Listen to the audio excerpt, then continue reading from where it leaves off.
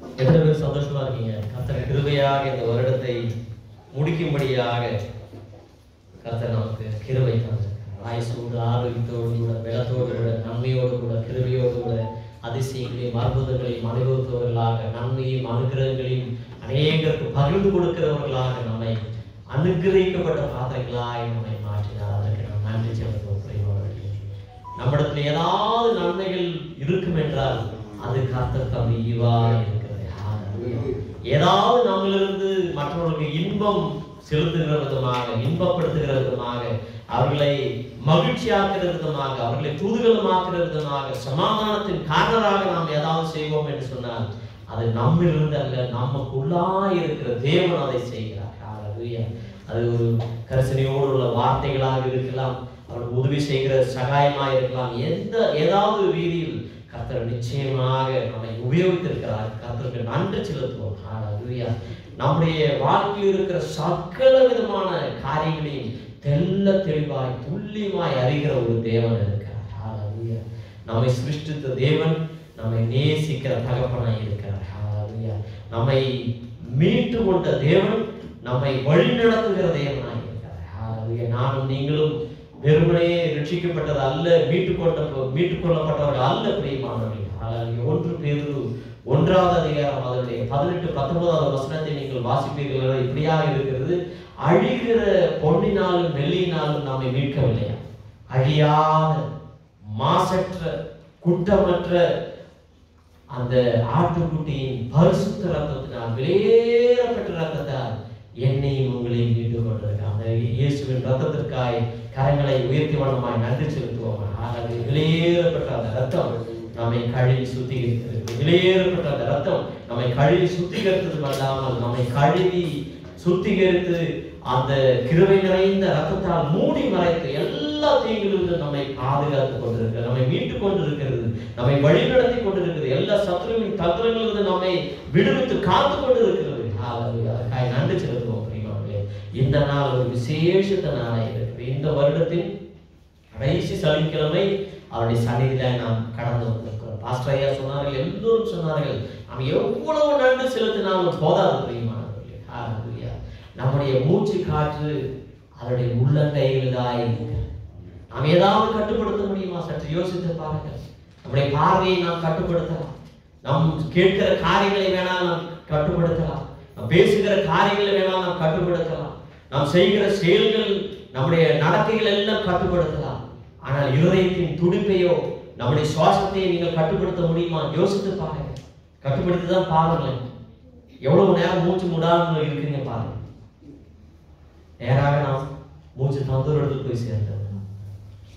ஒவ்வொரு நிமிடமும் நாம் ஜீவனோடு இருப்பது கர்த்தருக்கு நன்றி செலுத்தும்படியாக கர்த்தர் நம்மை இங்கே நியமித்திருக்கிறார். கர்த்தர் அவருடைய நாமத்தை மகிமைப்படுத்தும்படியாக நம்மை இங்கே வைத்திருக்கிறார்.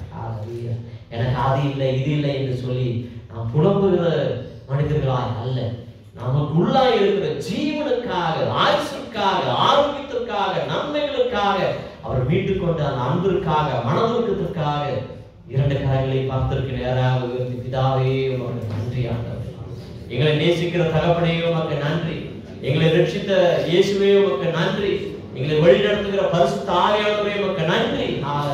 நன்றியோடு உம்மை ஸ்தோத்திரிக்கிறேன். நம்முடைய ஒவ்வொருவருடைய வாழ்க்கையிலும் கர்த்தருடைய அந்த ஈவாகிய அந்த ரட்சிப்பை நாம் பெற்றிருக்கிறோம். அந்த கிருபையினால், அந்த அவர் மேல் வைத்த விசுவாசத்தினால் நாம் அந்த ரட்சிப்பை நாம் பெற்றுக் கொண்டிருக்கிறோம், மீட்பை பெற்றுக் கொண்டிருக்கிறோம்.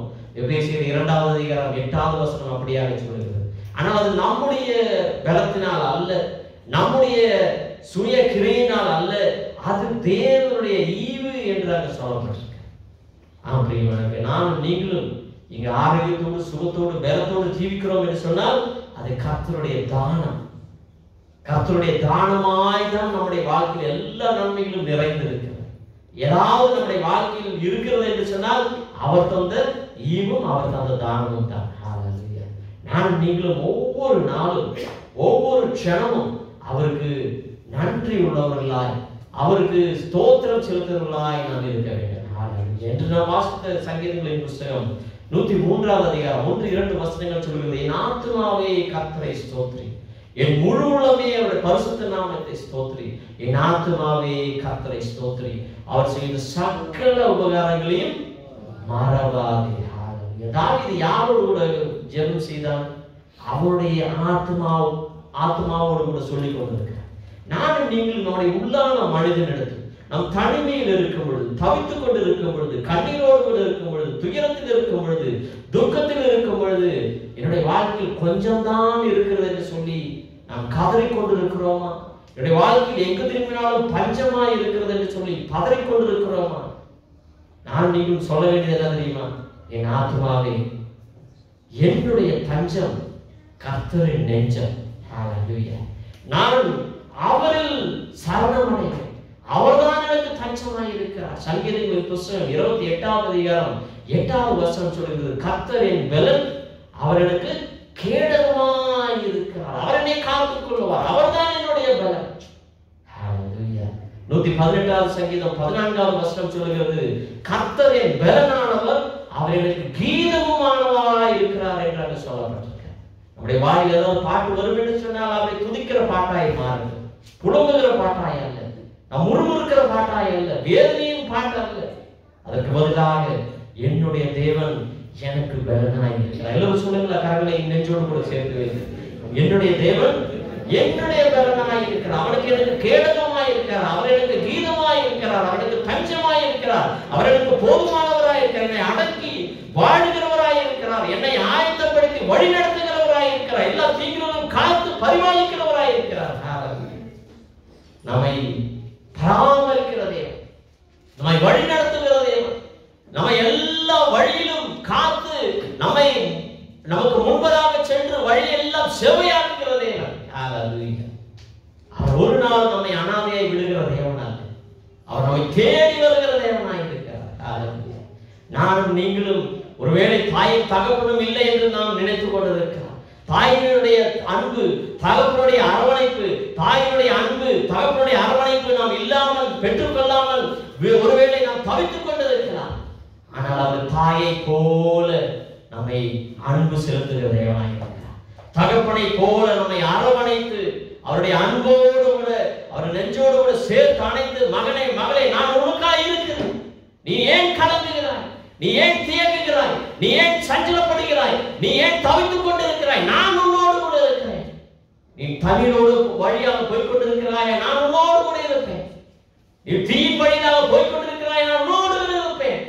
ஏசாயா 43வது அதிகாரம் 2வது வசனம் அப்படியாக சொல்லுகிறது, என்னையும் உங்களையும் கர்த்தர் நிச்சயமாக தீயையும் தண்ணீரையும் கடந்து ஒரு அனுகிரகிக்கப்பட்ட ஸ்தலத்திற்குள்ளாய், விசாலத்திற்குள்ளாய் நடத்த அவர் வல்லவராய் இருக்கிறார். இந்த வருடத்தில் நானும் நீங்களும் பெற்றுக்கொண்ட ஒவ்வொரு வாக்குத்தத்தங்களும் இயேசு கிறிஸ்துவுக்குள் அது ஆம் என்றும் ஆமென் என்றும் இருக்கிறது. அதனால் நானும் நீங்களும் தைரியமாய் இருக்கேன். ஏன் தெரியுமா? எபிரேயர் 10வது அதிகாரம் 23வது வசனம் சொல்கிறது, வாக்குத்தத்தம் பண்ணினவர் உண்மை உள்ளவர் என்று சொல்றார். பக்கத்துல பார்த்து சொல்லுங்க, வாக்குத்தத்தம் பண்ணினவர் உண்மை உள்ளவர். The one who promised you, he is faithful. அவர் ஒரு நாள் வாக்கு மாற மனிதன் அல்ல பிரியமானவர்களே. ஒரு நாள் வாக்கு மாறவே மாட்டார். ஒரு நாள் அவர் பொய் சொல்லவே மாட்டார். அவர் சொன்னால் சொன்னது போல் அவர் செய்வார். சொன்னதை செய்து முடிக்கிற வரைக்கும் நம்மை பலப்படுத்தி நடத்துவார். சொன்னதை செய்து முடிக்கிற வரைக்கும் நம்மை கிருபையினால் நிறைத்து, ஆலோசனை தந்து, பரிசுத்த ஆவியானவரின் அபிஷேகத்தின் வல்லமையினால் நிறைத்து நம்மை வழி நடத்த அவர் போதுமானவராய் இருக்கிறார். எல்லோரும் ஒருவரை கூட சொல்வீர்களா? என்னுடைய தகப்பன் வாக்குத்தத்தம் பண்ணினவர், அவர் உண்மையுள்ளவராய் இருக்கிறார். என்ன வாக்குத்தத்தம் நீங்கள் பெற்றுக் கொண்டிருக்கிறீர்கள் பிரியமானவர்களே? நான் உன்னை கைவிட மாட்டேன், நான் உன்னோடு இருப்பேன் என்று பெற்றிருக்கிறீர்களா? அது உங்களுடையதாக இருக்கிறது. அவருடைய பிள்ளைகளாகிய நானும் நீங்களும் அவருடைய வாக்குத்தத்தம் நிச்சயமாக நம்முடைய வாழ்க்கையில் நிறைவேறும். ஆனால் சில வேளைகளில் நம்முடைய வாழ்க்கையில் நிறைவேறாமல் போகிறது, நிறைவேறாமல் தாமதித்துக் கொண்டிருக்கிறது. அவர் பொய் சொல்லிவிட்டாரா? இல்லை பிரியமானவர்களே, நம்முடைய வாழ்க்கையில் நாம் சோதனை செய்ய வேண்டும். பிலிப்பியருக்கு எழுதின நிருபம் 4வது அதிகாரம் அவருடைய 9வது வசனத்தை நான் நீங்களும் வாசிக்கிறோம். அவர் சமாதானத்தின் தேவனாய் இருக்கிறார். நம்முடைய புத்திக்கு மேலான சமாதானத்தை தர அவர் வல்லவராய் இருக்கிறார் என்றெல்லாம் வந்து சொல்லப்பட்டிருக்கு. ஆனால் அந்த அதிகாரத்தை நாம் வாசிக்கும் பொழுது நாம் காணுகிறதான காரியம் என்னவென்று சொன்னால், 4வது வசனத்திலிருந்து வாசிக்கிறேன். 4வது அதிகாரம் 4வது வசனம். கர்த்தருக்குள் எப்பொழுதும் சந்தோஷமாயிருங்கள் சந்தோஷமாயிருங்கள் என்று மறுபடியும் சொல்லுகிறேன். உங்கள் சாந்த குணம் எல்லா மனுஷருக்கும் தெரிந்திருப்பதாக கர்த்தர் சமீபமாயிருக்கிறார். நீங்கள் ஒன்றுக்கும் கவலைப்படாமல் எல்லாவற்றையும் குறித்து உங்கள் விண்ணப்பங்களை ஸ்தோத்திரத்தோடு கூடிய ஜெபத்தினாலும் வேண்டுதலினாலும் தேவனுக்கு தெரியப்படுத்துங்கள். அப்பொழுது எல்லா புத்திக்கும் மேலான தேவ சமாதானம், சொல்லுங்கள், எல்லா புத்திக்கும் மேலான தேவ சமாதானம் குருவி மூளைக்கு கூட எட்டாது. நம்முடைய இந்த சிறிய தலைக்குள்ள இருக்கிற மூளைக்கு எட்டாது. அவர் வைத்திருக்கிற சமாதானம் அவ்வளவு பெரிய சமாதானம். உங்கள் இருதயங்களையும் உங்கள் சிந்தைகளையும் கிறிஸ்து இயேசுவுக்குள்ளாக காத்துக்கொள்ளும். ஆனால் சில வேளை நான் சொன்னது போல கர்த்தர் வாக்குத்தத்தம் தந்திருக்கிறார். அது ஏன் இதுவரைக்கும் என் வாழ்க்கையில் நிறைவேறவில்லை? ஏன் என்னுடைய வாழ்க்கையில் தாமதித்துக் கொண்டு மற்றவர்கள் எல்லோரும் பெற்றுக் கொள்ளுகிறார்களே? அவர் பட்சாபாதம் உள்ளவரா? இல்லை பிரியமானவர்களே, தேவனுக்கு பட்சாபாதம் உள்ளவர் அல்ல. எல்லோரையும் ஒரே போல நேசிக்கிறவராய் இருக்கிறார். எல்லோரையும் ஒரே போல அன்பு கூறுகிறவராய் இருக்கிறார். ஏன் தெரியுமா? We are not prepared enough to receive that promises into our life. நாம அந்த வாக்குத்தத்தத்தை பெற்றுக்கொள்ளும்படியாக போதுமான அளவு நாம் ஆயத்தப்படவில்லை என்று அவருடைய அர்த்தமாக இருக்கு. அப்பதான் நாம் என்ன செய்யணும்? நம்முடைய செயல்களை, நம்முடைய பார்வைகளை, நாம் கேட்கிற காரியங்களை, நாம் பேசுகிற வார்த்தைகளை, நாம் செய்கிற செயல்களை, நடக்கைகளை எல்லாவற்றையும் நாம் சீர்தூக்கி பார்க்க வேண்டும். ஒருவேளை நாம் செய்வதெல்லாம் சரியானதான் இருக்கிறது, நாம் போகிற வழியெல்லாம் நல்லதாய் தான் இருக்கிறது என்று நாம் நினைத்துக் கொண்டிருக்கலாம். ஆனால் நீதிமொழிகள் 16:2-21 சொல்லுகிறது, அவர் நம்முடைய ஆவியையும் இருதயத்தையும் அவர் சீர்தூக்கி பார்க்கிற தேவனாய் இருக்கிறார். ஹalleluya. அவருடைய வழி அல்ல நம்முடைய வழி. ஹalleluya. ஏசாயா 55:9 வசனம் சொல்லுகிறது, வானம் எவ்வளவு பூமிக்கு உயரமாய் இருக்கிறதோ அதுபோல அவருடைய வழியும் நம்முடைய வழியை காட்டிலும் உயரமானது என்று சொல்லப்பட்டிருக்கிறது. நானும் நீங்களும் அவருடைய வழியிலாய் ஜீவிக்கும் பொழுது அவருடைய வாக்குத்தத்தம் நிச்சயமாக நம்முடைய வாழ்க்கையில் நிறைவேறும். அதற்காக நாம் என்ன செய்ய வேண்டும்? நம்முடைய சிந்தனைகளை ஒழுங்குபடுத்த வேண்டும். சிந்தனைகளை ஒழுங்குபடுத்த வேண்டும் என்று சொன்னால் நீதிமொழிகள் 4வது அதிகாரம் 23வது வசனம் சொல்கிறபடியாக எல்லா காவலோடும் நம்முடைய இருதயத்தை நாம் காத்துக் கொள்ள வேண்டும். நம்முடைய இருதயத்தை நாம் காத்துக்கொள்ள. We have to guard our mind and heart, my dear friends. அப்பொழுது நம்முடைய சிந்தனைகளை நாம் ஆட்கொள்ள முடியும். அதை கட்டுப்பாட்டுக்குள்ளாய் நிறுத்த முடியும். ஹalleluya. ஏனென்று சொன்னால் அதிலிருந்து தான் ஜீவ ஊற்று புறப்படுகிறது என்று சொல்லப்படுகிறது. இங்க பாருங்கள், பிலிப்பியர் 4வது அதிகாரம் 8வது வசனம், கடைசியாக சகோதரரே, உண்மையுள்ளவை எவைகளோ, ஒழுக்கம் உள்ளவை எவைகளோ, நீதி உள்ளவைகள் எவைகளோ, கற்புள்ளவைகள் எவைகளோ, அன்புள்ளவைகள் எவைகளோ, நற்கீர்த்தி உள்ளவைகள் எவைகளோ, புண்ணியம் எதுவோ, புகழ் எதுவோ, அவைகளே சிந்தித்துக் கொண்டிருங்கள் என்று அங்கு சொல்லப்பட்டிருக்கிறது. அப்படி செய்யும் பொழுது 9வது வசனம், நீங்கள் என்னிடத்தில் கற்றும் அடைந்தும் கேட்டும் கண்டும் இருக்கிறவர்கள் எவைகளோ அவைகளையே செய்யுங்கள், அப்பொழுது சமாதானத்தின் தேவன் உங்களோடு இருப்பார் என்று சொல்லப்பட்டிருக்கிறது. அப்படின்னா நம்மோடு கூட சமாதானத்தின் தேவன் இருப்பார் என்று சொன்னால் நம்மை கலங்கடிக்கிற விதமாக, நம்மை நோகடிக்கிற விதமாக, நமக்கு சந்தேகம் எழுப்புகிற விதமாக ஏதாவது வருமா பிரியமானவர்களே? வராது. ஏன் நம்மோடு கூட தேவன் இல்லை? நாம் ஒழுக்கமற்ற காரியங்களை குறித்து சிந்தித்துக் கொண்டிருக்கிறோம். அபகீர்த்தியான காரியங்களை சிந்தித்துக் கொண்டிருக்கிறோம். அன்புக்கு பதிலாக பொறாமை, கோபம், வெறுப்பு, அப்படியான காரியங்களை நாம் சிந்தித்துக் கொண்டிருக்கிறோம். அது எல்லாவற்றையும் மாற்றி வைத்துவிட்டு நாம் கர்த்தர் செய்த நன்மைகள், கர்த்தர் எனக்காய் வைத்திருக்கிற அனுகிரகங்களை, கர்த்தர் எனக்காய் ஆயத்தம் பண்ணி வைத்திருக்கிற ஆசீர்வாதங்களை நினைத்து ஒவ்வொன்றுக்காகவும் அவருக்கு நன்றி செலுத்தும் பொழுது கர்த்தர் போதுமானவராய், சமாதானத்தின் பிரபுவாய், சமாதானத்தின் தேவனாய் அவர் நம்மோடு கூட இருப்பார். எத்தனை பேருக்கு புரியுது நான் சொல்றது? அவர் சமாதானத்தின் தேவன் நம்மோடு கூட இருக்கும் பொழுது வாக்குத்தத்தம் நிச்சயமாக நிறைவேறும். இன்றைய தினம் நீங்கள் ஒரு ஒரு பொருத்தனை செய்து கொள்ளுங்கள். கர்த்தாவே, உமக்கு பிரியமல்லாத ஒன்றையும் நான் சிந்திக்க மாட்டேன்.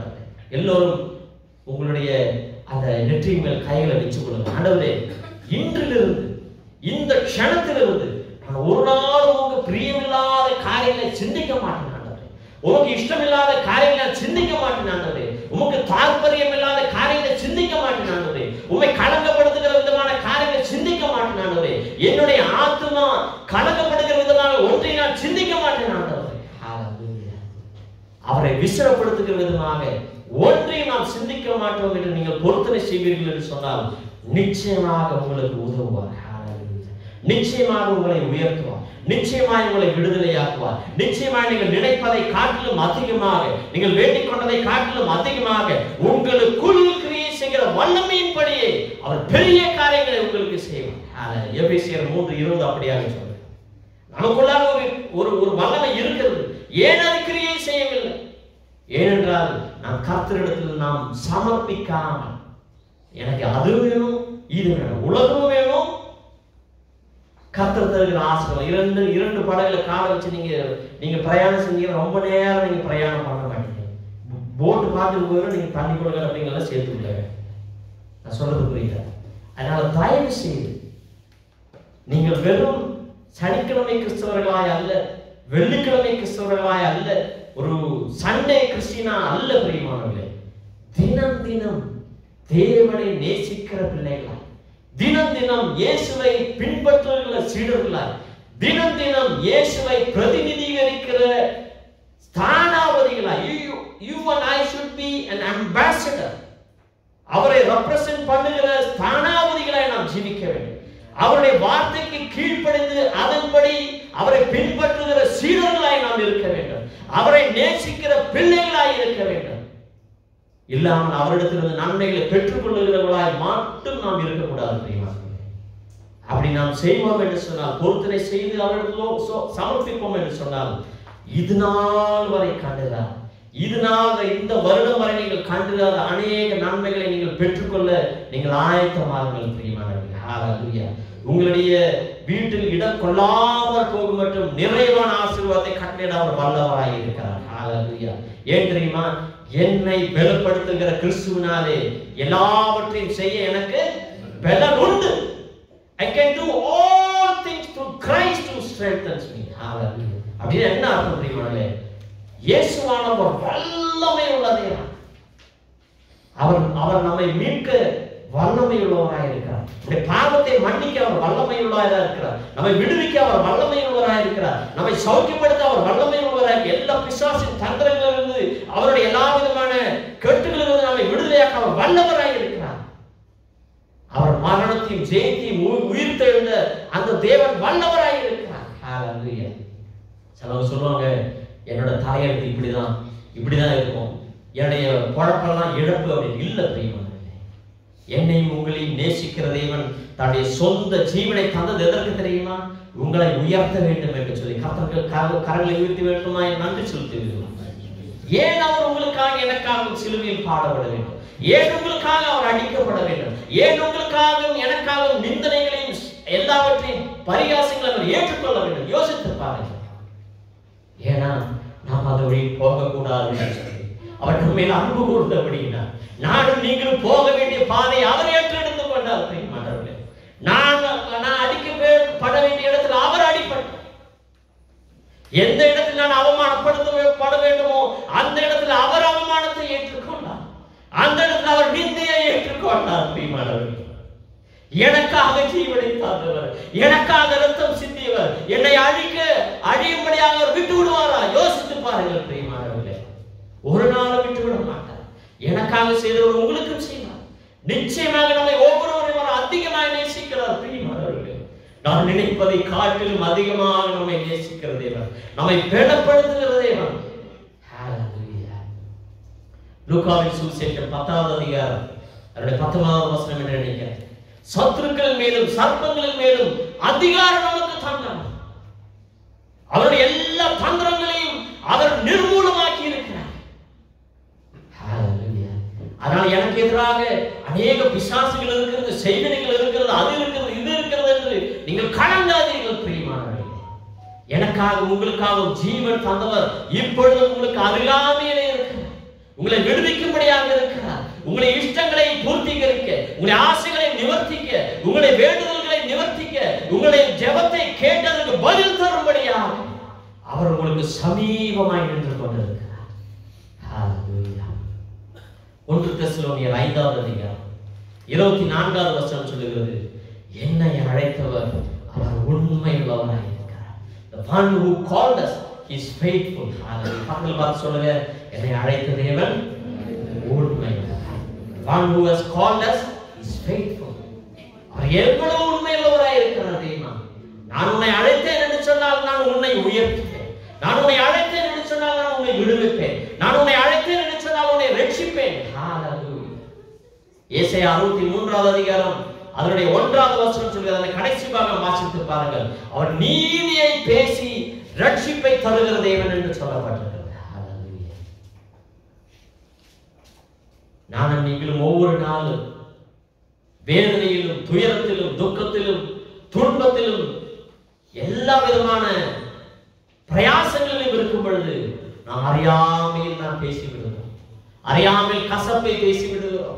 அறியாமையில் நான் என்னை தேவன் நேசிப்பதில்லை, என்னை தேவன் மறந்து விட்டார், என்னை தேவன் கைவிட்டு விட்டார் என்று சொல்லிவிடு. இல்லை பிரியமானவர்களே, அவர் ஒரு நாள் நம்மை கைவிட மாட்டார்.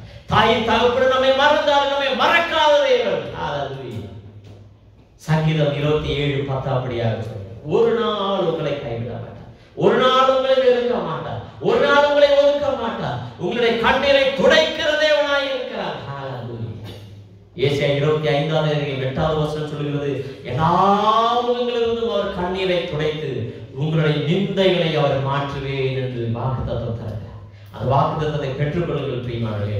ஒருவேளை நீங்கள் கசப்பின் கண்ணீரோடு கூட, துக்கத்தின் கண்ணீரோடு கூட, இழப்பின் கண்ணீரோடு கூட, ஒரு எதிர்பார்ப்பு இல்லாதபடிக்கு, விசுவாசம் இல்லாதபடிக்கு, நம்பிக்கை அற்றவர்களை கண்ணீர் வார்த்து கொண்டிருக்கிறீர்களா? உங்களை பார்த்து கர்த்தர் சொல்லுகிறார், உங்களுடைய முகத்தில் இருக்கிற கண்ணீரை நான் துடைப்பேன், உங்களுடைய நிந்தனைகளை மாற்றுவேன் என்று சொல்லுகிறார். ஹல்லேலூயா. நானும் நீங்களும் அவருக்கு விசேஷித்தவர்கள். நானும் நீங்களும் அவருடைய பார்வையில் பிரியமானவர்களாக இருக்கிறோம். ஹல்லேலூயா. பிரியமானவனே, உன் ஆத்துமா வாழ்வது போல எல்லாவற்றிலும் வாழ்ந்து நீ சுகமாயிருப்பாய் என்று 3 யோவான் 2வது வசனம் சொல்லுகிறது. என்னை உங்களை பார்த்து என்ன சொல்லுகிறார்? பிதாவன், பிரியமானவனே, பிரியமானவளே. மற்றவர்கள் சொல்லுவார்கள், வேற ஏதாவது பேர்ல சொல்லுவாங்க. நம்மை குறைவை வைத்து அவர்கள் பேர் கூப்பிடுவார்கள். நம்முடைய இல்லாமையை வைத்து நம்மை கேலி செய்வார்கள். பிச்சைக்காரனே, கடன்காரனே என்றெல்லாம் சொல்லி இருக்கலாம். அதை குறித்து எல்லாம் நீங்க கவலைப்படாதீங்க. என்னை உங்களை சிருஷ்டித்த தேவன் நம்முடைய தாயின் கருவில் உருவாவதற்கு முன்பதாகவே நம்மை தெரிந்து கொண்ட தேவனாயிருக்கிறார். நம்மை அழைத்த தேவனாயிருக்கிறார். இந்த பூமியின் அஸ்திவாரம் விடுவதற்கு முன்பதாகவே என்னை உங்களை குறித்து அவர் திட்டத்தை அவர் குறித்து வைத்திருக்கிறார். எத்தனை பேர் நாங்கள் நம்புறீங்க பிரியமானவர்களே? ஹல்லேலூயா. நீங்க ஏதோ ஆக்சிடென்ட்ல ஆண்டவர் உங்களை தேர்ந்தெடுத்தது கிடையாது. He has chosen you for a purpose. எதற்கு தெரியுமா?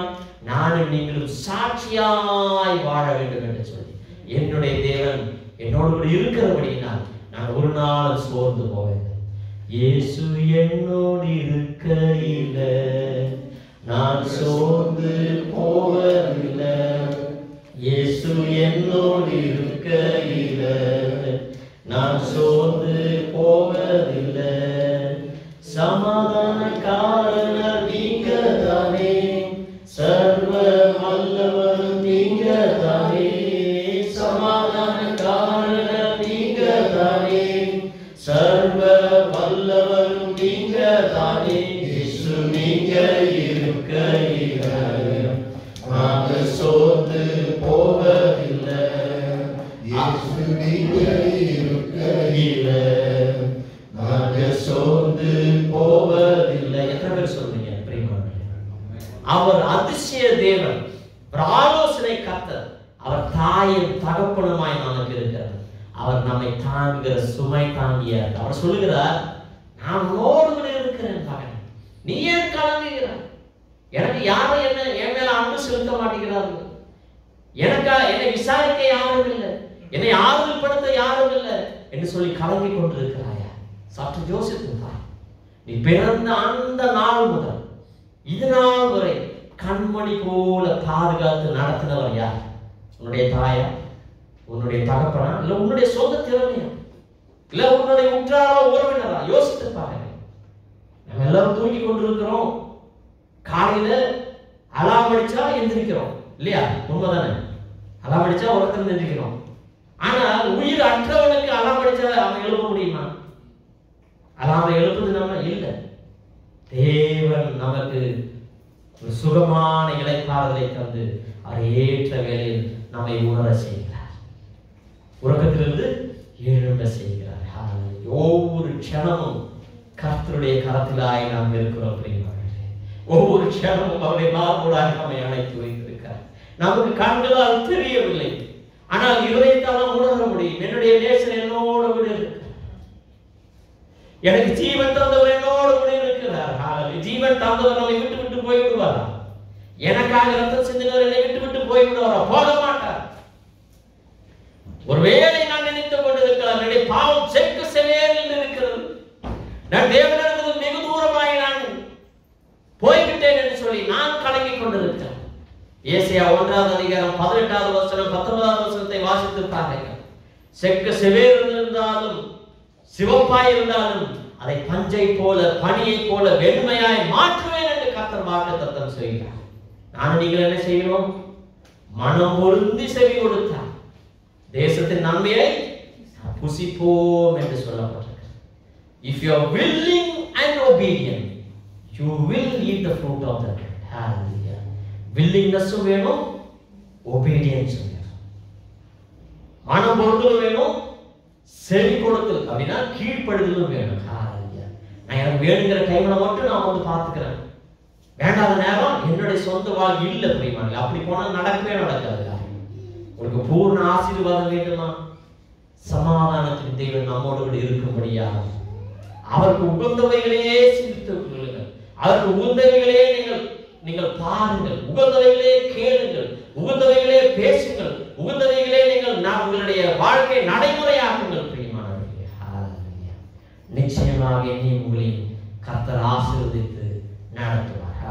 சில பேர் நாம யோசிக்கல, இந்த வாழ்க்கை நீங்க சொல்ற மாதிரி கிடையாது பாஸ்டர், நீங்க சொல்ற மாதிரி இல்ல பிரதர். இந்த வாழ்க்கையில் அநேக சோதனைகள், அந்த சோதனையை பார்த்தீங்கன்னா உலகத்துல யாருமே அது போல அனுபவித்திருக்க மாட்டாங்க. என்னுடைய வேதனை வேற யாருமே அனுபவித்திருக்க மாட்டாங்க. அவ்வளவு பாரம், அவ்வளவு சோதனை. 1 கொரிந்தியர் 10வது அதிகாரம் 13வது வசனம் சொல்கிறது, நம்முடைய திராணிக்கு மேலாக அவர் சோதிக்க மாட்டார் என்று சொல்லப்பட்டிருக்கிறது. அந்த சோதனையின் மத்தியிலும் தப்பி செல்ல அவர் ஒரு போக்கை உண்டாக்குவார். He will make a way to come out of every temptation that you are facing in your life. Hallelujah. நானும் நீங்களும் கர்த்தரை நோக்கி பார்க்கும் பொழுது அவர் நமக்கு உதவியாளராக, நமக்கு உறுதுணையாக, நம்மை வழி நடத்துகிறவர்களாக, நம்முடைய தாயின் தகப்பனுமாய் நம்மோடு கூட இருப்பார். அவர் ஏன் அப்படியாக இருக்கிறார் என்று சொன்னால், அவர் நம்மேல் அவ்வளவு நேசத்தை வைத்திருக்கிறார், அவ்வளவு பாசத்தை வைத்திருக்கிறார். அந்த அன்புக்கு அளவே இல்லை பிரியமானவர்களே. அந்த அன்புக்கு எவ்வளவு ஆழம் என்று தெரியாது, எவ்வளவு அகலம், எவ்வளவு நீளம், எவ்வளவு பாரம் என்றெல்லாம் தெரியாது. ஆனால் ஒன்று எனக்கு தெரியும், என்னுடைய தேவன், நம்முடைய தேவன் நம்மை நேசிக்கிறவராய் இருக்கிறார். தேவன் அன்பாகவே இருக்கிறார், தேவன் அன்பாகவே இருக்கிறார். அன்பு எல்லாவற்றையும் தாங்கும், எல்லாவற்றையும் சகிக்கும், எல்லாவற்றையும் மறக்கும், எல்லாவற்றையும் பொறுக்கும், எல்லா பயத்திலிருந்து நம்மை விடுவிக்கும். பிரியமானவர்களே, அந்த தேவனை நீங்கள் கடந்து வாருங்கள். இதனால் நீங்கள் கண்டதான பெரிதான நன்மைகளை நீங்கள் பெற்றுக் கொள்வீர்கள். அந்த எல்லா வாக்குத்தத்தங்களை நீங்கள் பெற்றுக் கொள்வீர்கள். எப்பொழுது? தேவன் தான் எனக்கு நம்பத்தக்கவர், தேவன் தான் என்னோடு கூட இருக்கிறவர், தேவன் தான் உண்மை உள்ளவர், அவர் சொன்னால் சொன்னது போல அவர் நடத்துகிற தேவனாய் இருக்கிறார். நம்பத்தக்கவர் அவர் ஒருவர் தானே, உண்மையுள்ளவர் அவர் ஒருவர் தானே. நம்பத்தக்கவர் நீ ஒருவர் தானே, உண்மையுள்ளவர் நீ ஒருவர் தானே. பொய் சொல்லிட மனிதன் அல்ல, மனம் மாறிட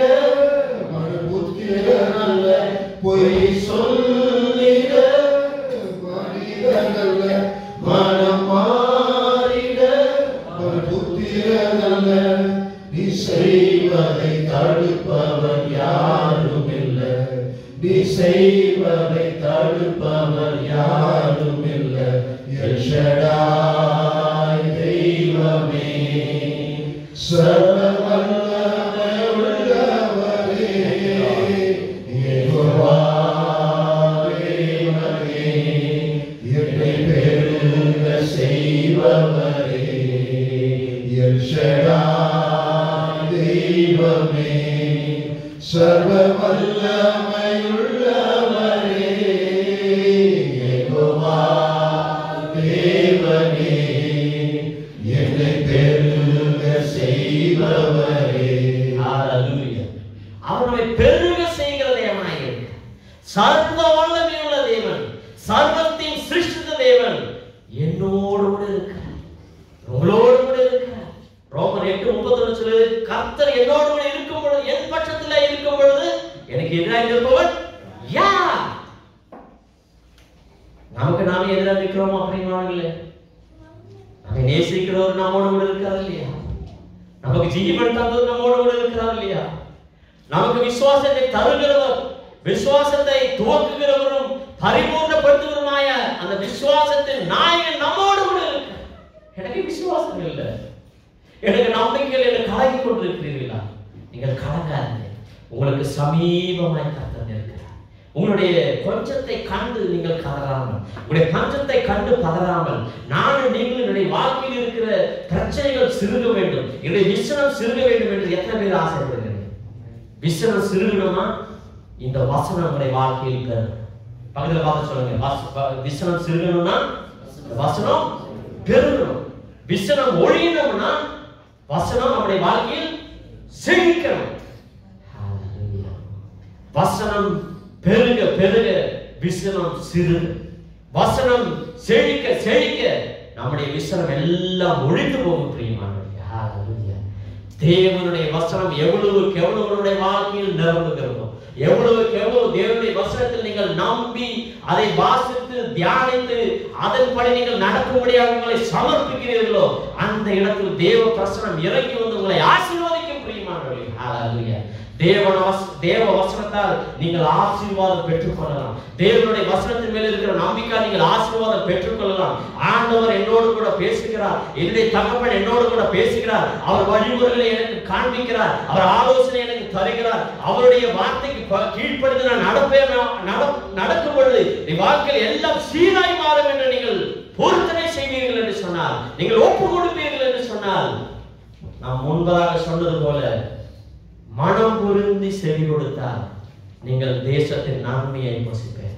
அந்த தேசம் உங்களுக்கு வீடாக இருக்கலாம், அந்த தேசம் உங்களுக்கு வேலை ஸ்தலமாக இருக்கலாம், அந்த தேசம் எந்த இடமாக இருக்கலாம், எந்த பொறுப்பையும் உங்களுக்கு கரங்களில் கொடுத்திருக்கிற இடங்களில் நீங்கள் தேவனுடைய வார்த்தைக்கு கீழ்ப்படி தேவ பயபக்தியோடு கூட நீங்கள் நடப்பீர்கள் என்று சொன்னால் நிச்சயமாக நீங்கள் ஆசீர்வதிக்கப்பட்டவர்களாய் மாறுவீர்கள்.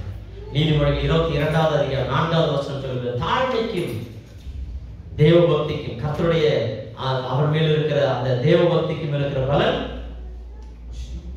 ஜீவனும் ஐஸ்வர்யமும் கனவும் என்று அங்க சொல்லப்பட்டிருக்கிறது.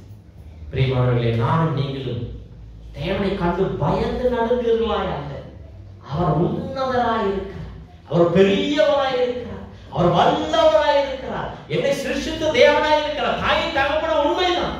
அதுக்கு சொல்லிட்டு அவங்க போய் நம்ம உலகத்தில் இருக்கிற தாய் தகப்பன் மறந்து போய் அந்த என்ன சொல்றது பொய்யான காரியங்களை நீங்க சொல்லக்கூடாது. மனதில் வைத்து கொண்டு வெளியில் பேசுவீர்களா, அவங்க உங்க உள்ளத்தை தெரியும். புரியுமானவர்களே, உங்களை நினைவுகளை அறிகிற தேவன், உங்களுடைய சிந்தனைகளை அறிகிற தேவன், உங்களுடைய எண்ணங்களை அறிகிற தேவன், உங்களுடைய உள்ளத்தையும் அவர் அறிவார். உள்ளத்தை காண்கிற தேவனாய் இருக்கிறார், உள்ளத்தின் காயங்களை கட்டுகிற தேவனாய் இருக்கிறார், உள்ளான வேதனைகளை நீக்குகிற தேவனாய் இருக்கிறார். அவரிடத்தில் போய் நிற்கும் பொழுது உள்ளதை உள்ளது போல நீங்கள் சொல்லுங்கள். உள்ளதை உள்ளது போல சொல்லுங்கள். உள்ளத்தில் உள்ளதை உள்ளது போல அவரிடத்தில் ஒப்படைத்து விடுங்கள். ஹalleluya. அப்பொழுது நிச்சயமாக அவருடைய கலங்கமில்லாத அந்த நெஞ்சத்தை கண்டு, கலங்கமில்லாத அந்த இருதயத்தை கண்டு, உங்களுடைய மிகுந்த அந்த இன்னசென்டான அந்த அந்த மனப்பான்மையை கண்டு அவர் நிச்சயமாய் கர்த்தர் உங்களை ஆசீர்வதிப்பார். எத்தனை பேர் விசுவாசிக்கிறீங்க? பவுல் சீலாஸ் சொல்லி 2 அப்போஸ்தலர் நடவடிக்கையில 16ஆம் அதிகாரத்தில் நீங்க பாத்தீங்கன்னா 23 முதல் 34 வரை வசனங்களை வாசிக்கும் பொழுது அவர்கள் தேவனுக்கு ஊழியம் செய்தவர்கள் தான். ஆனால் அவர்களுக்கு எதிராக ஒரு பொய் குற்றச்சாட்டை சாட்டி அவர்கள் என்ன செய்கிறார்கள்? அவர்களை 24 அவர்கள் உட்காவல் அறையிலே அடைத்து அவர்கள் கால்களை தொழுமரத்தில் மாட்டி வைத்தான். 25வது வசனம், நடுராத்திரியில் பவுலும் சீலாவும் ஜெபம் பண்ணி தேவனை துதித்து பாடினார்கள். காவலில் வைக்கப்பட்டவர்கள் அதை கேட்டுக் கொண்டிருந்தார்கள். சடுதியிலே சிறைச்சாலையின் அஸ்திவாரங்கள் அசையும்படியாக பூமி மிகவும் அதிர்ந்தது. உடனே கதவுகள் எல்லாம் திறந்தது. எல்லாருடைய கட்டுகளும் கழண்டு போயிற்று. சிறைச்சாலைக்காரன் நித்திரை தெளிந்து சிறைச்சாலையின் கதவுகள் திறந்திருக்கிறதை கண்டு கட்டுண்டவர்கள் ஓடி போனார்கள் என்று எண்ணி பட்டயத்தை உருவி தன்னை கொலை செய்து கொல்ல போனான். பவுல் மிகுந்த சத்தமிட்டு, நீ உனக்கு கெடுதி ஒன்றும் செய்து கொள்ளாதே, நாங்கள் எல்லாரும் இங்கேதான் இருக்கிறோம் என்றான். அப்பொழுது அவன் தீபங்களை கொண்டு வர சொல்லி உள்ளே ஓடி நடுநடுங்கி பவுலுக்கும் சீலாவுக்கும் முன்பாக விழுந்து அவர்களை வெளியே அழைத்து வந்த ஆண்டவன்மாரே, ரட்சிக்கப்படுவதற்கு நான் என்ன செய்ய வேண்டும் என்றார். அதற்கு அவர்கள், கர்த்தராகிய இயேசு கிறிஸ்துவை விசுவாசி, அப்பொழுது நீயும் உன் வீட்டாரும் ரட்சிக்கப்படுவீர்கள் என்று சொல்லி அவனுக்கும் அவன் வீட்டில் இருந்த யாவருக்கும் கர்த்தருடைய வசனத்தை போதித்தார்கள். மேலும் ராத்திரியில் அந்நேரத்திலே தானே அவன் அவர்களை அழைத்து கொண்டு போய் அவருடைய காயங்களை கழுவினான். அவனும் அவனுடையவர்கள் அனைவரும் உடனே ஞானஸ்நானம் பெற்றார்கள். பின்பு அவன் அவர்களை தன் வீட்டிற்கு கூட்டிக் கொண்டு போய் அவர்களுக்கு போஜனம் கொடுத்து தன் வீட்டார் அனைவரோடும் கூட தேவனிடத்தில் விசுவாசம் உள்ளவனாகி மன மகிழ்ச்சியாய் இருந்தான் என்று அங்கு வாசிக்கிறோம். பிரியமானவர்களே, இங்கு ஒரு காரியத்தை நாம் மிகவும் நன்றாய் பார்க்கிறோம். தேவனுக்காக தான் ஊழியம் செய்தார்கள் பவுலும் சீலாவும். தேவனுடைய நாமத்தின் மகிமைக்காக தான் அவர்கள் செய்தார்கள். நான் நீங்களும் தேவனுடைய ஊழியம் செய்யும் பொழுது, தேவனுடைய ரட்சிப்பையும் மீட்பையும் பெற்றுக்கொள்ளும் பொழுது, we are not vaccinated from the trouble, we are not vaccinated from the struggle, we are not vaccinated from the obstacles and the trials and tribulations. நாம் ரட்சிப்பையும் மீட்பையும் பெற்றுக்கொள்ளும் பொழுது வேதனைகளும் உபத்திரவங்களும் பிரயாசங்களும் கட்டுகளும் வராதபடிக்கு நான் ஊசி போட்டுக்கல. இது எல்லாருடைய வாழ்க்கையில் வரும். உங்களுக்கு உபத்திரவங்கள் உண்டு, ஆனாலும் நீங்கள் திடன் கொள்ளுங்கள், நான் உலகத்தை ஜெயித்திருக்கிறேன் என்று சொல்லி இயேசுவானவர் யோவான் 16வது அதிகாரம் 33வது வசனம் அப்படியாக சொல்லப்பட்டிருக்கிறார். அப்படி என்றால் நானும் நீங்களும் பிரயாசத்தில் இருக்கும் பொழுது, கட்டுகளில் இருக்கும் பொழுது, அவர்கள் பாருங்கள், அவர்களுடைய உட்காவல் அறையிலே வைத்து டஞ்சன், இருட்டான அறை, வெறும் கல்லான தரை, அவர்கள் உட்கார்ந்து அவர்கள் கால்களை தொழுமரத்தில் மாட்டி வைத்தார்கள். ஒரு பக்கம் பார்க்கும் பொழுது 23வது வசனம் வாசிச்சீங்கன்னா, அவர்களை அநேக அடி அடித்த பின்பு சிறைச்சாலையில வைத்து அவர்களை பத்திரமாய் காக்கும்படி சிறைச்சாலைக்காரர்கள் கட்டளையிட்டார். அடியும் வாங்கி நொறுங்குண்டவர்களாக, காயப்பட்டவர்களாக, புண்படுத்தப்பட்டவர்களாக, வேதனையின் மத்தியில், நெருக்கத்தின் மத்தியில், உபத்திரவத்தின் மத்தியில் அவர்கள் உட்கார்ந்து கொண்டிருந்தார்கள். அவர் என்ன செய்தார்கள்? புலம்பிக் கொண்டிருந்தார்களா? பக்கத்தில் பார்த்து கேளுங்க. புலம்பிக் கொண்டிருந்தார்கள் இல்ல என்ன மாதிரி தூக்கி கொண்டிருந்தார்கள்? கொரட்டை விட்டுட்டு இருந்தாங்களா? அவனை மட்டும் கிடைக்கல, நான் ஒரு இது பார்க்கிறேன் சவால் விட்டு கொண்டிருந்தார்களா? என்ன அவருக்கு யாரும் தெரியாது, நான் காண்பிக்கிறேன்னு சொல்லி அவர்கள் சவால் விட்டார்களா? இல்லை பிரியமானவர்களே, அவர்கள் நடுராத்திரியிலே பவுலும் சீலாவும் ஜெபம் பண்ணி தேவனை துதித்து பாடினார்கள். காவலில் வைக்கப்பட்டவர்கள் அதை கேட்டுக் கொண்டிருந்தார்கள். என்னை பலப்படுத்துகிற கிறிஸ்துவனாக எல்லாவற்றையும் செய்ய எனக்கு வேதனையின் மத்தியிலும் இயேசுவானவர் அவரை துன்புறுத்தினவர்களுக்கு அவருக்கு சாபத்தை அவர் சொல்லவில்லை. அதற்கு பதிலாக, தகப்பனே செய்வது இன்னதென்று அவர்கள் அறியாது இருக்கிறார்கள், மன்னியும் என்று சொன்னார். பாத்தீங்களா பிரியமானவர்களே, நமக்கு அது போல மன்னிக்கிற சுபாவம் இருக்கிறதா? வேதனையின் மத்தியில் தேவனை துதிக்க மனது இருக்கிறதா? இல்ல நான் ஒரே அடியா நான் பாட்டு தூங்கிறேன். நான் சொன்ன உண்மைதான், தேவன் தான் என்னுடைய தஞ்சம், அவருடைய நெஞ்சம் தான் என்னுடைய மஞ்சம், எல்லாம் சொன்ன உண்மைதான். ஆனாலுமே அவர் பக்கமா போக மாட்டேன். நான் எழுந்து சுருண்டு கொண்டு நான் படுத்துக்கிறேன். அவரு அதாவது சட்டாக வேணாம் வேணாம். பாஸ்டர்லாம் சொல்லுவாங்க, சும்மா துதி, குதின்னு சொல்லுவாங்க. அதான் நடக்காது. நான் வந்து என்னால் முடிஞ்ச வரைக்கும் என்னோட மதியை நான் உபயோகிச்சுக்கிறேன். சொல்றது புரியுதா? என் புத்தியை உபயோகிச்சுக்கிறேன். இந்த தூதி புதியில சரி வராது. மதி தான் நல்லா இருக்கும். மதி நீங்க நம்பி போனீங்கன்னா அப்புறம் மிதி தான் கிடைக்கும் உங்களுக்கு. அது யாரும் தெரியும் உங்களுக்கு, யாரும் மிதிக்க போறாங்க. அதனால நானும் நீங்களும் எந்த வேதனையின் மத்தியிலும் தேவனையே நோக்கி பார்த்து, தேவனே உமக்கு தெரியாமல் என்னுடைய தலையிலிருந்து ஒரு முடி கூட விழுவது இல்லையா, எல்லாவற்றையும் எண்ணி வைத்திருக்கிறேன். இன்னைக்கு நீங்க குளிச்சவங்க எத்தனை முடி கீழே வந்தது எண்ணீங்களா? போய் எண்ணிடாதீங்க, ஆண்டவருக்கு தெரியும். அதனால சிறிய காரியம் தான், அதெல்லாம் லேசான காரியம் தான். அதை கூட மிகவும் கவனமாய் பார்த்து கொண்டிருக்கிற தேவன் மேலான காரியங்களை அவர் பார்க்காமல் இருப்பார், அக்கறை செலுத்தாமல் இருப்பார், சற்று யோசித்து இருப்பார். எனக்கு வேலை இல்லை என்று கவலைப்பட்டுக் கொண்டிருக்கிறீர்களா? நிச்சயமாக கர்த்தர் வழிகளை திறந்து தருகிறவர். எனக்கு இதுவரை கல்யாணம் ஆகவில்லை, திருமணம் ஆகவில்லை, ஏற்ற வாழ்க்கை துணைகளை கலங்கிக் கொண்டிருக்கிறீர்களா? தேவனை நோக்கி பாருங்கள் பிரியமானவர்களே. உங்களுக்கு ஏற்ற துணையை ஏற்ற வேளையில் அவர் ஆயத்தப்படுத்தி உங்கள் முன்னாக கொண்டு வந்து நிறுத்துவார். ஒருவேளை நீங்கள் சொல்லிக் கொண்டிருக்கிறீர்கள் எல்லா மூட்டும் வலிகள், எல்லா சதை வலிக்கிறது, எலும்புகள் வலிக்கிறது, ரத்தத்தில் குறைவு இருக்கிறது, அப்படி வாழ்க்கையில் அப்படியாக இருக்கிறது, இப்படியாக இருக்கிறது, சரீரத்தில் பலவீனம், சுகவீனம் என்று ஆரோக்கியம் மற்றவர்களாய் கலங்கி போய் உட்கார்ந்து கொண்டிருக்கிறீர்களா? அவருடைய ஆணை தழுவுள்ள கரங்கள் உங்களை நோக்கி நீட்டிக்கொண்டு போட்டுக் கொண்டிருக்கிறது பிரியமானவர்களே. அவர்களை தொட்டுக் கொண்டிருக்க கண்களை மூடிக்கொள்ளுங்கள் பிரியமானவர்களே. உங்களை தொட்டுக் கொண்டிருக்கிறார், இப்பொழுது வரை தொட்டுக் கொண்டிருக்கிறார். அவரை நம்பினவர்களை ஒரு நாள் வெட்கப்படுத்த மாட்டார் பிரியமானவர்களே. அவரை இயேசுவே என் தேவனை என்னை தொடும் என்றால் அவர் உங்களை தொடுவார். அவரை தொட்டவர்கள் சுகமானார்கள், அவர் தொட்டவரும் எல்லோரும் சுகமானார்கள் என்று கர்த்தருடைய வசனம் சொல்லுகிறது, திட்டவட்டமாக சொல்லுகிறது. ஹalleluya. அவர் நேற்றும் இன்றும் என்றும் மாறாதவராய் இருக்கிறார். ஹalleluya. He is the same yesterday, today and forever. Hallelujah. அவர் நேற்று சுகப்படுத்தினார் என்று சொன்னால் இன்று உங்களை சுகப்படுத்துவார். நேற்று அவர்களை விடுதலையாக்கினார் என்று சொன்னால் உங்களையும் விடுதலையாக்குவார். உங்களுடைய அடிமைத்தனம் பழக்க வழக்கத்திலிருந்து கர்த்தர் நிச்சயமாய் விடுவிப்பார். இந்த வருடத்தில் நீங்கள் சொல்லுங்கள், ஆண்டவரே இந்த அடிமை பழக்கம் எனக்கு போதும், ஆண்டவரே இந்த புகை பழக்கம் எனக்கு போதும், இந்த மதுபானம் எனக்கு போதும், எனக்கு இந்த வேண்டாத காரியங்களை காண்கிறதான காரியங்கள் போதும் ஆண்டவரே. ஹalleluya. என்னை விடுவியும் என்று சொல்லுவீர்கள் என்று சொன்னார். அவரை குறித்து பாடும் பொழுது பவுலுக்கும் சீலாவுக்கும் கைகளிலும் கால்களிலும் இருந்த சங்கிலிகள் அறுந்து போனது என்று பார்க்கிறோம். முதலாவதாக அங்கு நடந்த சம்பவம் என்ன பிரியமானவர்களே? சடுதியிலே சிறைச்சாலையின் அஸ்திவாரங்கள் அசைந்தது. The one who wants to capture you, அவருடைய அஸ்திவாரம் அசைந்தது. The foundation was shaken. യേശു എൻ്റെ അടിസ്ഥാനം. എങ്ങനെയാണ് മണി ഭാഗ്യ പാടുന്നത്?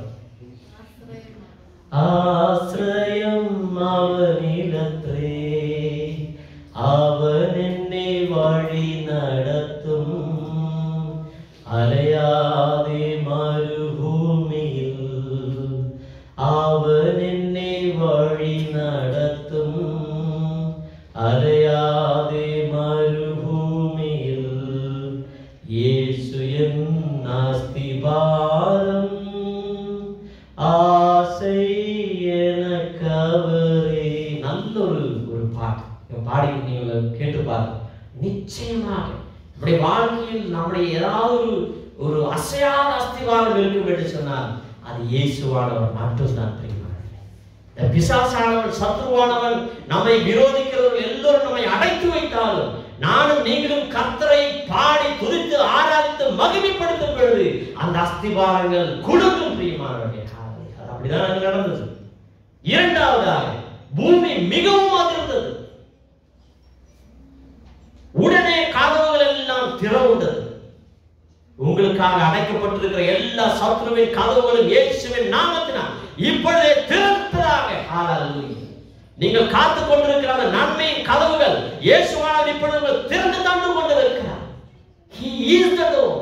அவர்தான் நமக்கு வாசலாய் இருக்கிறார். அவர்தான் நமக்கு வாசலாய் இருக்கிறார். அவர் ஆசீர்வாதத்தின் வாசல், நன்மையின் வாசல், விடுதலையின் வாசல், சௌக்கியத்தின் வாசல், ஒரு மேன்மையின் வாசலாய் இருக்கிறார். ஹalleluya. இதனால் வரை நீங்கள் பெற்றுறாத அந்த ப்ரமோஷன் கர்த்தர் உங்களுக்கு தரார். இதுவரை ஆவிக்குரிய வாழ்க்கையில் அந்த மேன்மையான உங்களுக்கு அந்த தாகத்தை அவர் தீர்த்து வைப்பார் பிரியமானவர்களே. ஹalleluya. You will receive revelation over revelation. ஹalleluya. அநேக வெளிப்படுத்தல்களை கர்த்தர் உங்களுக்கு தருவார். ஹalleluya. செய்த பொழுது சிறைச்சாலைக்காரன் நித்திரை தெளிந்தான். அவன் பயந்து போய் அவனையே மாய்த்துக் கொள்ள வேண்டும் என்று நினைத்தான். ஆனால் பவுல் சொன்னார், நீங்க உங்களை கொண்டுக்காதீங்க, எல்லாம் நான் இங்கதான் இருக்கோம் அப்படின்னா. அவன் அதை தொடர்ந்து பாருங்களேன்.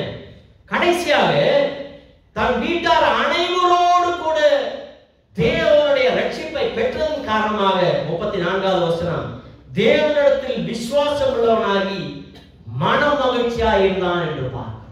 பிரியமானவர்களே, வேதனையின் மத்தியில் தேவனை துதிக்கும் பொழுது, நம்முடைய கட்டுகளும் சங்கிலிகளும் அறுந்து போவதோடு கூட, கதவுகள் திறந்து போவதோடு கூட, சத்ருவின் அஸ்தபாரங்கள் அசைவதோடு கூட, பூமி எல்லாம் அதிர்ச்சி அடைவதோடு கூட, என்னையும் உங்களையும் நேசிக்கிற தேவன் நம் வழியாக அநேகரை தேவனுக்காக அவர் ஆயத்தப்படுத்திக் கொள்வார், ஆதாயப்படுத்திக் கொள்வார். நான் சொல்றது புரியுதுங்களா? He will make sure through your pain you will gain more and more souls for the master. Hallelujah. நம்முடைய வேதனையின் வழியாக, நம்முடைய பிரயாசத்தின் வழியாக அநேக ஆத்துமாக்களை கர்த்தரை கொண்டு வந்து சேர்க்கும்படியாக கர்த்தர் செய்வார். எப்பொழுது நாம் வேதனையை மறந்து தேவனை நினைத்து, தேவனே நீ போதுமானவர் ஆண்டவரே, நீர் அறியாமல் வாழ்க்கையில் ஒன்றும் நடப்பதில்லை ஆண்டவரே, இதன் வழியாக போவதற்கான அந்த பலனை எனக்கு தருகிறது, அந்த கிருபை எனக்கு தருகிறது, அந்த தானி எனக்கு தருகிறது, அந்த ஞானத்தை எனக்கு தருகிறது, நீ என்னோடு கூட இருக்கிறீர் ஆண்டவர், அதற்காய் நன்றி நன்றி நன்றி நன்றி என்று ஸ்தோத்திரிக்கும் பொழுது கர்த்தர் நிச்சயமாக he will make sure that we will reach to the other shore safe. நம் அக்கறைக்கு சுகபத்திரமாய் கொண்டு போய் சேரும்படியாக கர்த்தர் நமக்கு உதவி செய்வார். எல்லோரும் சேர்ந்து எழுந்து நிற்போம். எல்லோரும் ஒரு காரியத்தை நினைத்துக் கொள்ளுங்கள். கர்த்தர் ஒரு நாள் நம்மை மறந்தது கிடையாது. கர்த்தர் ஒரு நாள் நம்மை தள்ளினது கிடையாது, தள்ளி விட்டது கிடையாது. அவர் நமக்காய் இருக்கிறார், அவர் நம்மோடு கூட இருக்கிறார், நமக்கு உள்ளாய் இருக்கிறார். பிரியமானவர்களே, ஹalleluya. அவருடைய இரத்தத்திற்காய் நன்றி செலுத்துங்கள். வாய்களை திறந்த மனமாய் இயேசுவினுடைய பரிசுத்த இரத்தத்திற்காய் நன்றி ஆண்டவரே. அந்த பரிசுத்த இரத்தத்தால் எங்களுடைய ஆவி ஆத்தும சரீரங்களை கழுவி சுத்திகரிப்பதற்காய் ஸ்தோத்திரம். எங்களுடைய சரீரத்தில் இருக்க எல்லா பிணிகளையும் மாற்றி தருவதற்காய் ஸ்தோத்திரம். உம்முடைய ஆணித்தழும்புள்ள கரங்களால் எங்களை தொட்டு இயேசுவின் நாமத்தினால் பூர்ண சுகத்தை, பூர்ண விடுதலை, பூர்ண சௌக்கியத்தை இயேசுவின் நாமத்தினால் தருவதற்காய் ஸ்தோத்திரிக்கிறோம் ஆண்டவரே. எல்லா மூட்டு வலிகளும் இப்பொழுது மாறிக்கொண்டிருக்கிறது பிரியமானவர்களே. எல்லா தலைவலிகளும் இப்பொழுது மாறிக்கொண்டிருக்கிறது. இதனால் வரை நீங்கள் கண்டிராத மேன்மையான ஆரோக்கியம், பலம், கிருபை, அந்த உத்வேகம், உற்சாகம் எல்லாம் கர்த்தர் இப்பொழுது உங்களுக்கு தந்து கொண்டிருக்கிறார். பெற்றுக் கொள்ளுங்கள் விசுவாசத்தோடு கூட. கண்களை மூடி வண்ணமாய் கரங்களை உயர்த்தி தேவனை தொடுவதற்காய் நன்றி என்று சொல்லுங்கள். அவர் இதனால் வரை கண்டிராத அந்த மேலான காரியம் உங்களுக்கு செய்து கொண்டிருக்கிறார். நீங்கள் பெற்றுக் கொள்ளுங்கள், விசுவாசத்தோடு பெற்றுக் கொள்ளுங்கள். இல்ல இல்ல எனக்கெல்லாம் அது கிடைக்காது பிரதர், எனக்கெல்லாம் கிடைக்காதுன்னு சொல்லாதீங்க. உங்களுக்காக தான் கர்த்தர் செய்ய ஆயத்தமாக இருக்கிறார். உங்கள் வாய்களை திறந்து விசுவாசத்தின் வார்த்தைகளை பேசுங்கள். என் தேவன் என்னை ஒரு நாளும் கைவிட மாட்டார். என் தேவன் ஒரு நாளும் என்னை சுகவீனமாய் வாழ விட மாட்டார். என் தேவன் ஒரு நாளும் என்னை அனாதையாய் விட மாட்டார். என் தேவன் ஒரு நாளும் என்னை தரித்திரனாய் விட மாட்டார். என் தேவன் ஒரு நாளும் வேலை இல்லாமல் நான் அடிக்கழித்துக் கொண்டு நான் பாடுபட்டு கொண்டு இருக்க அவர் விட மாட்டார். அவர் என்னை விசாரிக்கிற தேவனாய் இருக்கிறார். ஹalleluya. அவர் என்னோடு கூட வருகிற தேவனாய் இருக்கிறார். என்னை அரவணைத்துக் கொள்ளுகிற தேவனாய் இருக்கிறார். என் மேல் அன்பு செலுத்துகிற தேவனாய் இருக்கிறார். என் மேல் மனதுருக்கம் உள்ளவராய் இருக்கிறார். என் மேல் கரிசனை உள்ளவராய் இருக்கிறார். என் மேல் காருண்யம் காண்பிக்கிறவராய் இருக்கிறார். இந்த வார்த்தைகளை அந்த you should talk only the positive words. hallelujah. அதுக்கு என்ன பாசிட்டிவ் வேர்ட்ஸ்னா ஒண்ணு இல்ல, தேவன் எனக்கு உங்களுக்கு செய்திருக்கிற அந்த வாக்குத்தத்தத்தை மட்டும் நீங்க சொன்னா போதும். வாக்குத்தத்தத்தை நான் உங்களை அழிப்பேன் சொல்லிருக்கேன் இல்ல, உங்களை உயர்த்துவேன், உங்களை ஊக்குவிப்பேன், உங்களை ஆசீர்வதிப்பேன் என்று சொல்லுகிறேன். ஹalleluya. நெகேமியா 8வது அதிகாரம் 10வது வசனத்தில் கர்த்தருக்குள் மகிழ்ச்சியாயிருப்பதே என் பலன். அவருக்குள் மகிழ்ச்சியாயிருங்க. ஏன்னா அவர் போதுமானவராய் இருக்கிறார், அவர் நம்பத்தக்கவராய் இருக்கிறார், அவர் உண்மையுள்ளவராய், வார்த்தையில் உண்மையுள்ளவர், வாக்குத்தத்தத்தில் உண்மையுள்ளவர், அழைத்தவர் உண்மையுள்ளவர், நம்மை மன்னிக்க உண்மையுள்ளவர். நானும் நீங்களும் நம்முடைய பாவங்களை அறிக்கை செய்யும் பொழுது அந்த பாவங்களை எல்லாம் கழுவி சுத்திகரிக்க அவர் உண்மையுள்ளவராய் இருக்கிறார். If you confess your sins, he is just and faithful to forgive your sins and cleanse you from all your unrighteousness. Hallelujah. 1 யோவான் 1:9 வசனம் அப்படியாக சொல்லுது. பிரியமானவர்களே, வாயில திறந்தவனமாய் ஒரு சில நிமிடங்கள் நீங்கள் நன்றி செலுத்துங்கள். பிரியமானவர்களே, உங்களுக்காக செய்த நன்மைகள் உங்களுக்கு தான் தெரியும். நீங்கள் வாயில திறந்தவனமாய் நன்றி செலுத்துங்கள். 2 நிமிடம் 2 நிமிடம் 2 நிமிடம் 2 நிமிடம் கர்த்தருக்கு நன்றி செலுத்துங்கள். எவ்வளவுக்கு எவ்வளவு நீங்க நன்றி செலுத்துறீங்களோ அவ்வளவுக்கு எவ்வளவு உங்களுக்கு உயர்வு கிடைக்கும். அவ்வளவுக்கு எவ்வளவு உங்களை ஊக்குவிப்பார். அவ்வளவுக்கு எவ்வளவு சத்ருவானன் அவன் ஏமாந்து ஓடி போவான். அவன் மிகவும் வெட்கப்பட்டவனாய் ஓடி போவான். நீங்கள் நன்றி செலுத்துங்கள் பிரியர்களே. எல்லா சத்ருவின் தந்திரங்களிலிருந்து விடுதலையாக வேண்டுமா? கர்த்தருடைய நன்மையை நினைத்து கர்த்தருக்கு நன்றி செலுத்துங்கள். கர்த்தரே நீ போதுமானவர், கர்த்தரே நீ வல்லவர், கர்த்தரே நீ பெரியவர், கர்த்தரே நீ நல்லவர், கர்த்தரே நீ பரிசுத்தர், கர்த்தரே எனக்கு போதுமானவராய் இருக்கிறீர், நீ நம்பத்தக்கவராய் இருக்கிறீர், நீ உண்மையுள்ளவராய் இருக்கிறீர், என்னுடைய தகப்பனும் தாயுமாய் இருக்கிறீர் ஆண்டவரே. ஹalleluya. இந்த உலகம் முழுவதும் என்னை வெறுத்தாலும் என்னை வெறுக்காத தேவன் நீர் ஒருவரானே. இந்த உலகம் முழுவதும் என்னை தள்ளினாலும் என்னை தள்ளிவிடாத தேவன் நீர் ஒருவரானவரே. நீர் ஒருவர் எனக்கு போதுமானவரே. உம்முடைய நெஞ்சம் தான் என்னுடைய தஞ்சமானவரே. உம்முடைய மார்போடு என்னை அணைத்துக் கொள்ள மாட்டவரே. உம்முடைய மார்போடு என்னை அணைத்துக் கொள்ள மாட்டவரே. உம்முடைய அன்பிலிருந்து நான் வெளியே போகக்கூடாது ஆண்டவரே. உம்முடைய மார்போடு என்னை அணைத்துக் கொள்ளும் அணைத்துக் கொள்ளும் அணைத்துக் கொள்ளாதவரே. இந்த உலகத்தில் இருக்க அநேக சிற்றெடுப்புகளுக்காக என்னை நான் விட்டு விடுகிறேன். என்னை மன்னியும் ஆண்டவரே, மன்னியும் ஆண்டவரே. உம்முடைய மார்போடு என்னை அணைத்துக் கொள்ளும். இந்த சபையில் இருக்கிற எங்களை ஒவ்வொருவரையும் உம்முடைய மார்போடு அணைத்துக் கொள்ளும் ஆண்டவரே. Let us hear your heartbeat, O Lord. Your heartbeat says, I love you, my son. I love you, my daughter. அவருடைய இருதயம் துடிப்பு சொல்லிக் கொள்ளும், மகனே நான் உன்னை நேசிக்கிறேன், மகளே உன்னை நேசிக்கிறேன் என்று சொல்லுகிறார். ஹalleluya. நன்றியோடு உம்மை ஸ்தோத்திரிக்கிறேன். முற்றிலுமாய் எங்களை தாழ்த்தி ஒப்புவிக்கிறேன்.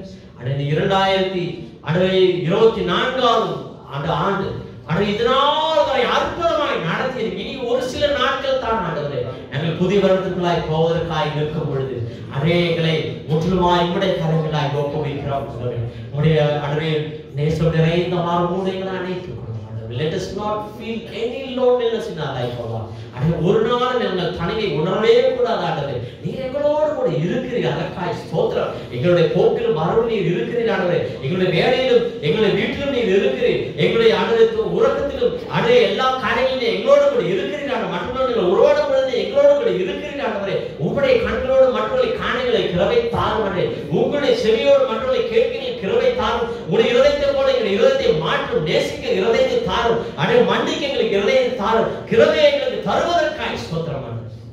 நன்றியோடு உம்மை ஸ்தோத்திரிக்கிறோம். எங்களுக்கு வந்திருக்கிற நல்ல தலைமை போதகர்களுக்காய் ஸ்தோத்திரம். பாஸ்டர் தில்குமார் அவர்களை ஆசீர்வதியும் ஆண்டவரே. அவருடைய குடும்பத்தை ஆசீர்வதி. கிங்ஸ்ரவில் இருக்கிற எல்லா போதகர்களையும் ஆசீர்வதி. விசேஷமாக எங்களுக்கு தந்திருக்கிற நல்ல தலைமை போதகர்கள் பாஸ்டர் ஆண்டவரே விஜயதேவ நன்றி செலுத்துகிறோம் ஆண்டவரே.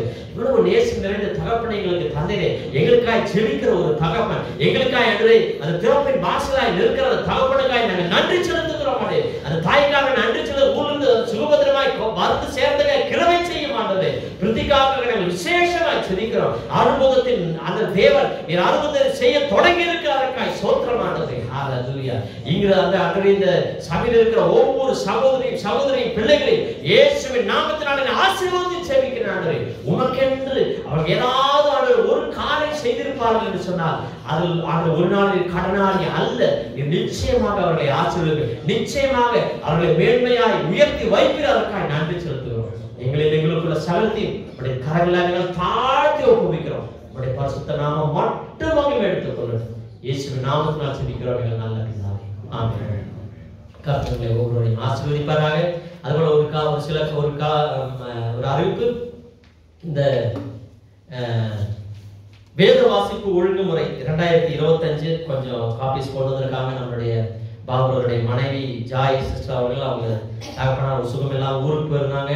அவங்க வரும்போது நான் உண்மை சொல்ல அவங்க வாங்கிட்டு வந்திருக்காங்க. அதனால தயவு செய்து கொஞ்சம் பெற்றுக்கொள்ளுங்க. அது போல வாக்குத்தத்த அட்டைகள் கொண்டு வந்திருக்காங்க. இது வேறொரு சர்ச்சோடது. பட் இருந்தாலும் பாஸ்டர் சொன்னாங்க எந்த சர்ச்சா இருந்தாலும் வார்த்தை தேவனுடைய வார்த்தை. அதனால நீங்க விசுவாசத்தோடு பெற்று செல்லுங்க. கர்த்தர் நிச்சயமா எங்களை ஆசீர்வதிப்பார். இது நாள் வரை காத்த தேவன் நம்மை இனி காப்பார். இனி நம்மை ஆசீர்வதிப்பார். அவர் இறுதி ஜெபத்திற்காக ஆசீர்வாதத்தை கொடுக்கிறேன். தேவ கர்த்தர் நம்மை ஆசீர்வதிப்பார். ஸ்தோத்திரம். பிதாவாகிய தேவன் ஆண்டவராகிய இயேசு கிறிஸ்துவின் கிருபை பரிசுத்த ஆவியானவருடைய அந்யோன்ய ஐக்கியம் வழிநடத்தும் சமாதானம் நம் அனைவரோடு கூட இருந்து இயேசு கிறிஸ்து வரும் வரைக்கும் நம்மை காப்பதாக. ஆமென். ஆமென்.